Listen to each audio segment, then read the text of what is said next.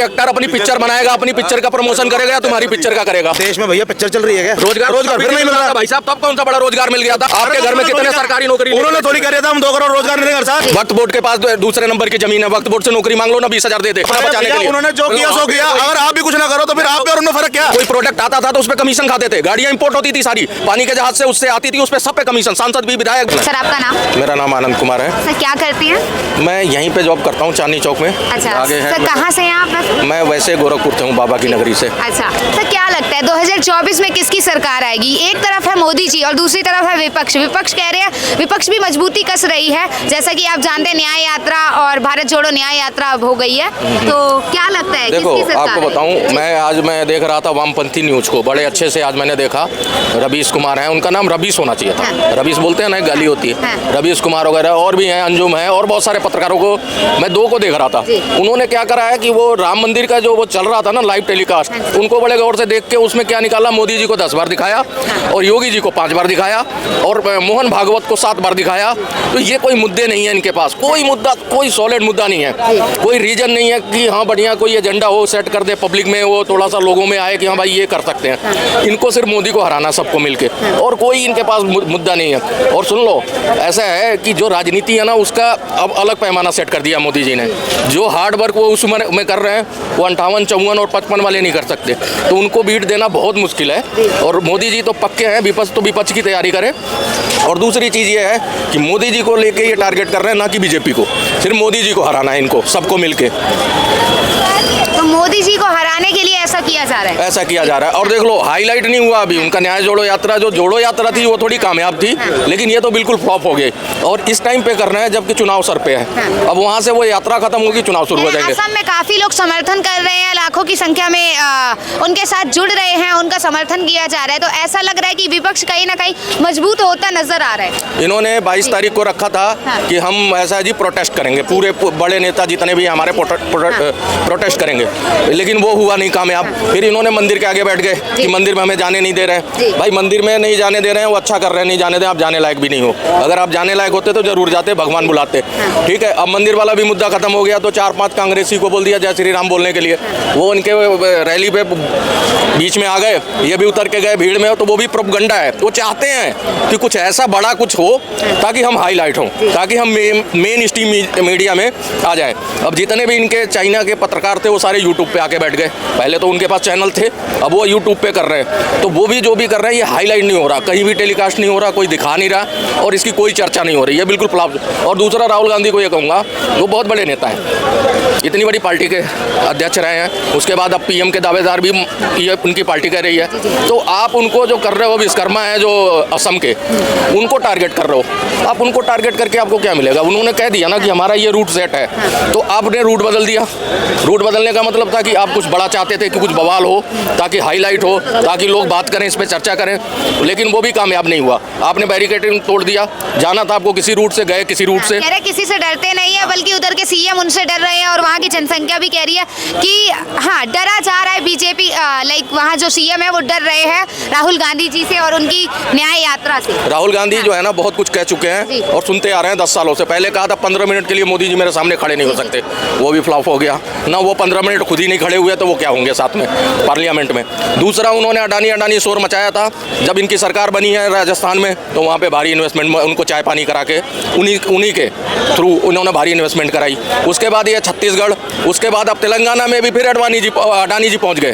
तो अडानी तुम कर रहे हो, तो अडानी जब तुम्हारी सरकारें बनती हैं तो वही अडानी अच्छा हो जाता है वहाँ उस स्टेट में, और बाकी के लिए बेकार हो जाता है। तो जो ये लोग कर रहे हैं ना, ये बिल्कुल ही पब्लिक समझ रही है और कहीं से कोई भाव नहीं दे रहा है। इसलिए इसका क्रेडिट उनको न्याय यात्रा का नहीं मिलेगा। भारत जोड़ो यात्रा थोड़ी सी पॉपुलर इसलिए हुई कि फर्स्ट टाइम वो पैदल चले थे, अब की बार बस से चल रहे हैं। 17 करोड़ की बस है, पीछे काफिला चल रहा है, उसकी तोड़फोड़ भी थोड़ा सा अपने ही लोगों से करवाई थी, कोई नुकसान नहीं हुआ, किसी का चोट वोट नहीं आई।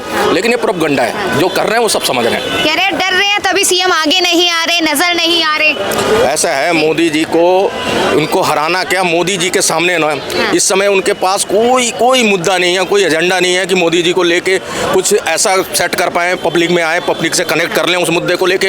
ये लोग नहीं कर पा रहे हैं। ये लोग राजनीति परिवार को बचाने के लिए सिर्फ कर रहे हैं। हमारा परिवार रहे, बचा रहे। ईडी सीबीआई कहते हैं ना, उन्होंने हथियार बना रखा है। अरे भाई, जिन्होंने नहीं कुछ किया उनके पीछे ईडी सीबीआई लग के करेगी क्या? बीजेपी क्या परिवारवाद खत्म करके दिखाएगी?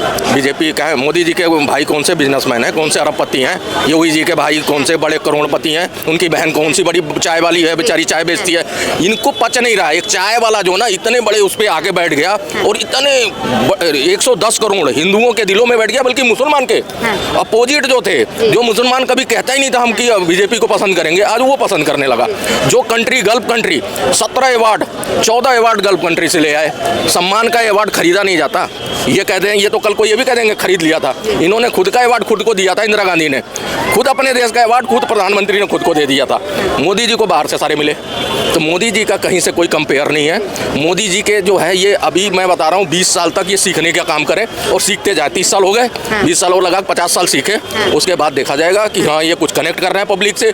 कोई जमीनी मुद्दे, ये जमीन से जुड़े नहीं है। सोने के चम्मच लेके पैदा हुए और चांदी के चम्मच लेके इनके चमचे, ठीक है। उनको भी जमीनी स्तर पर आम जनता की समस्याओं को समझ रही है राहुल गांधी जी। क्या किया उन्होंने? जो 1700 मतलब ये 500 से 700 करोड़ रुपया लग रहा है ये जो नया यात्रा।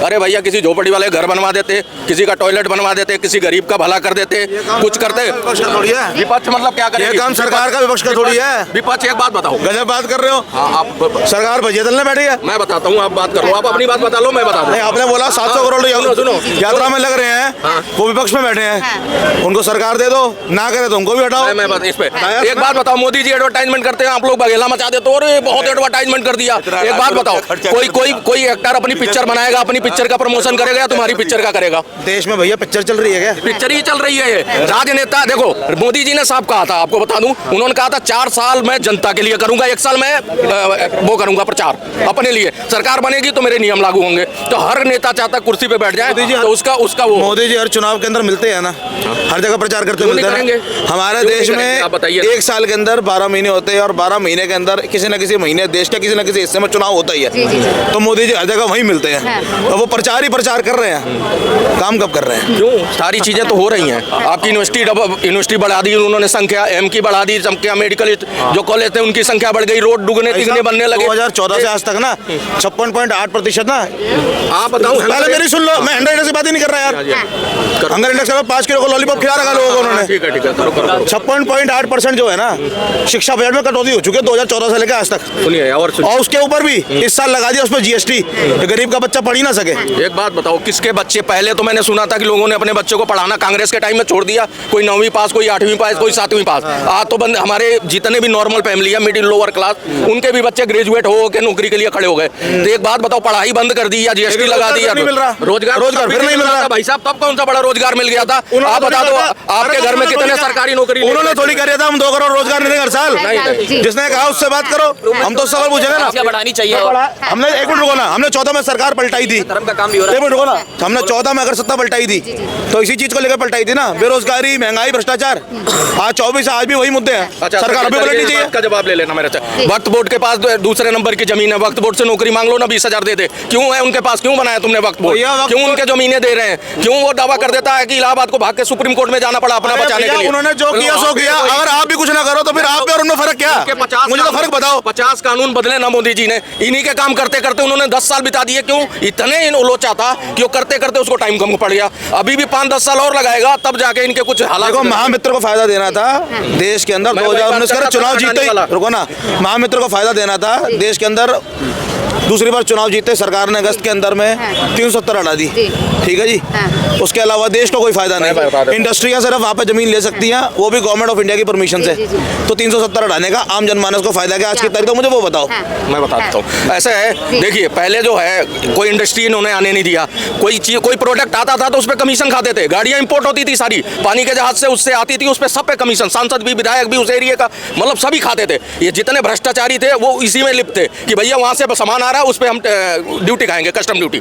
उसके बाद आज फैक्ट्रियां लग गई। आज फोन बीजेपी पार्टी, जिसको जो भ्रष्टाचार करता है वो सीधा बीजेपी में आकर साफ हो जाता है। ये फिर यही सब। हेमंत बिश्व शर्मा सबसे बड़ा भ्रष्टाचारी है मोदी जी के हिसाब से। बात बताओ, अभी अजीत पवार था, 700 करोड़ की रिपोर्ट, 700 करोड़ की लाल डायरी थी, कहाँ गई भैया? 48 घंटे 72 घंटे वो यहाँ पे आ गया तो वो साफ सुथरा हो गया।